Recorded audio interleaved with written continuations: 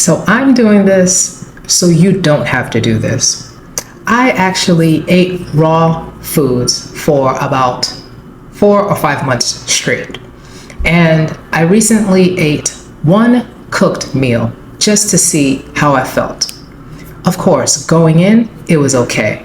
But it's the next day and the day after that and the day after that, usually, that tells the story. And I will talk to you about what I learned in my experience next.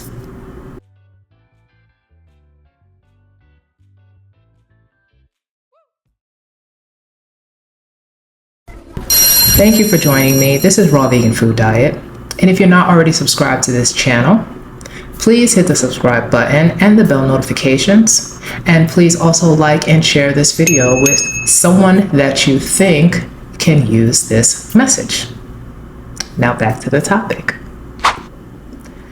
After eating raw food for several months straight and then introducing a cooked food meal, these are the things that I've learned that is super, super awesome about a raw vegan food diet and not so super awesome about eating cooked foods. It doesn't matter what type of cooked food I have. It can be a potato, it can be rice, it can be beans, it can be tortilla chips.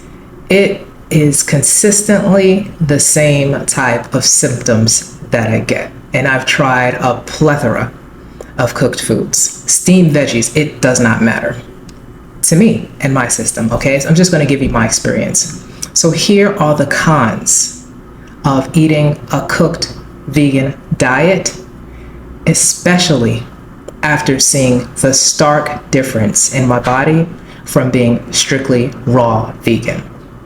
So the first con, dry eyes. Just dryness all around, if you can imagine where. So dry eyes, dry mouth, dry areas that are usually moist, and we want to keep them moist, dry, okay?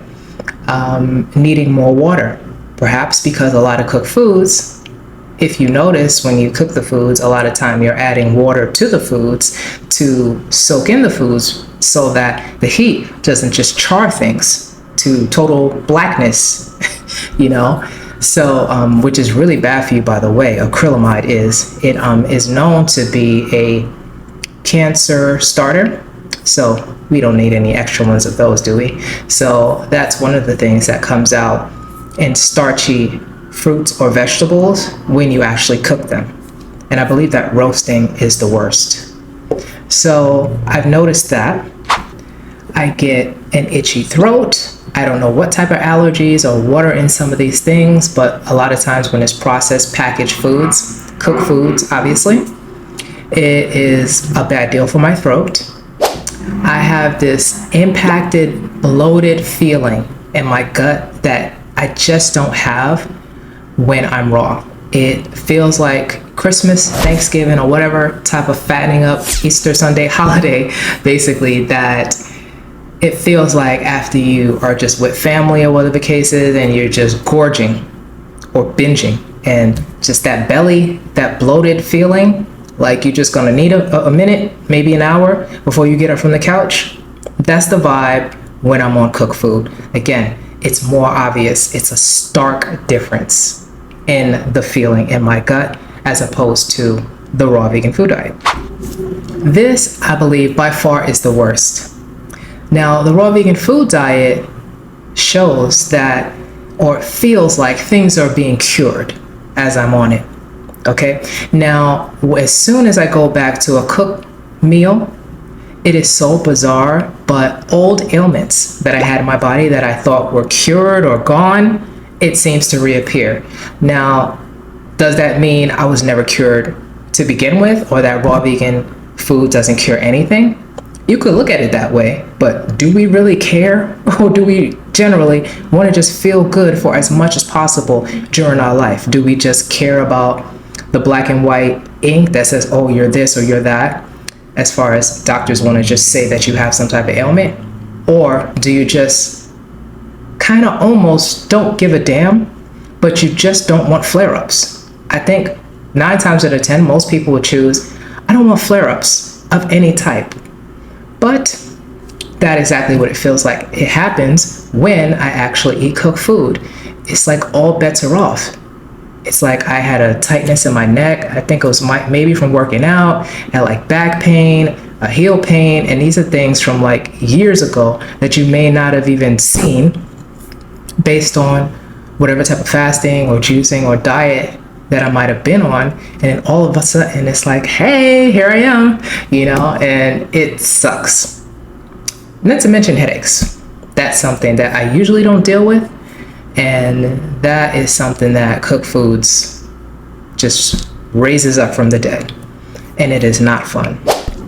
Sleep. Sleep is another thing that I need less of. No matter what type of raw vegan food diet that I'm on, usually I would say 2 hours less I need than when I'm on a cooked food diet. A cooked food diet gives me at least an hour and a half or 2 hours easy. Even it's light, even if it's like a light meal, it doesn't matter. It's something about cooking the food, at least the way it affects my body, that makes me go into a heavier, deeper sleep. And it's something about when I'm eating raw, predominantly, I don't need as much sleep.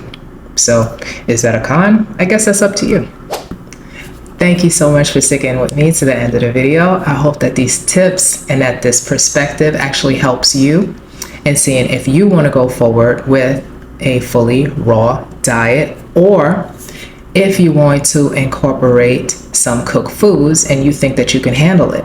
I think it's good to have a point of view or perspective of what is actually ahead if you choose to just incorporate more fruit for a long-term diet.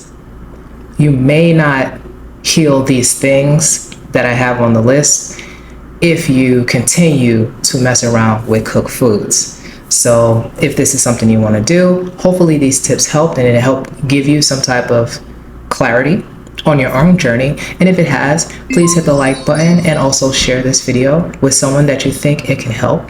And I will see you again for another optimal health video.